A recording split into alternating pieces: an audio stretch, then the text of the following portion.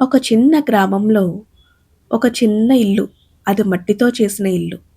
కానీ ఆ ఇంట్లో నివసించే ఆ తండ్రి హృదయం మాత్రం ఆకాశమంత పెద్దది. తన దగ్గర ఆస్తులు లేవు, డబ్బు లేదు.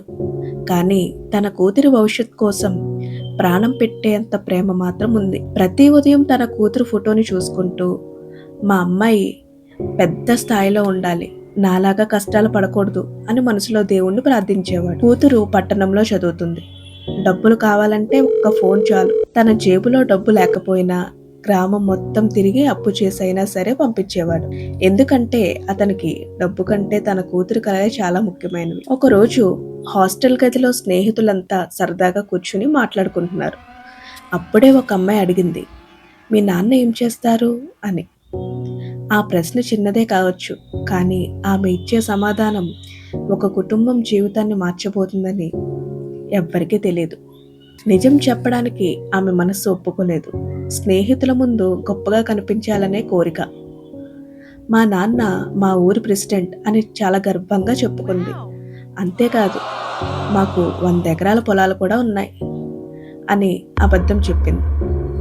ఆ అబద్ధం చెప్పిన క్షణంలో ఆమె గెలిచిందని అనుకుంది. కానీ నిజానికి అదే ఆమె జీవితంలో అతిపెద్ద ఓటమికి ప్రారంభం అని అప్పుడు తెలియలేదు. కొన్ని రోజుల తరువాత ఆమె తన తండ్రికి ఫోన్ చేసి, నాన్న అర్జెంటుగా డబ్బులు కావాలి అని చెప్పింది. అంతే.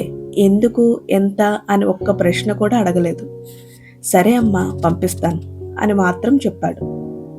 ఎందుకంటే తండ్రి ప్రేమ ఎప్పుడు ప్రశ్నలు అడగదు, అవసరాలు మాత్రమే అర్థం చేసుకుంటుంది. ఆ రోజు అతను పట్టణానికి వచ్చాడు. పోస్టులో పంపితే ఆలస్యం అవ్వచ్చు, నేనే తీసుకెళ్తే మా అమ్మాయి ఎంతో సంతోషపడుతుంది అని అనుకున్నాడు.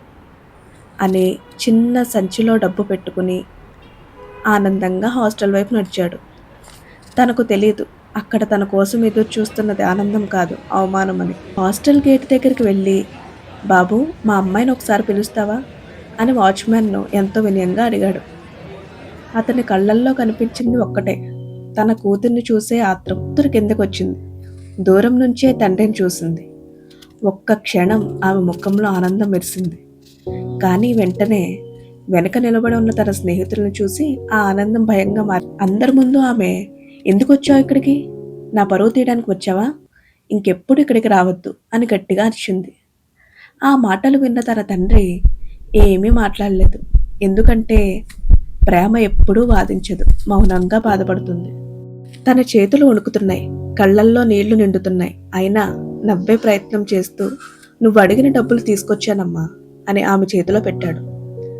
ఆ డబ్బులో కేవలం నోట్లు మాత్రమే లేవు, ఒక తండ్రి కన్నీళ్లు కూడా ఉంది. అప్పుడే ఒక స్నేహితురాలు అడిగింది, ఎవరా ఆయన అని. తండ్రి ఆశగా తన కూతురు వైపు చూశాడు. ఇప్పుడు మా అమ్మాయి గర్వంగా మా నాన్న అని చెబుతుంది అని మనసులో కానీ తన కూతురు మాత్రం ఈ విధంగా చెప్పింది, ఈయన మా ఇంట్లో పనిచేసేవాడు అని చెప్పింది. ఆ ఒక్క మాట ఆ తండ్రి గుండెను 1000 ముక్కలుగా చేసింది.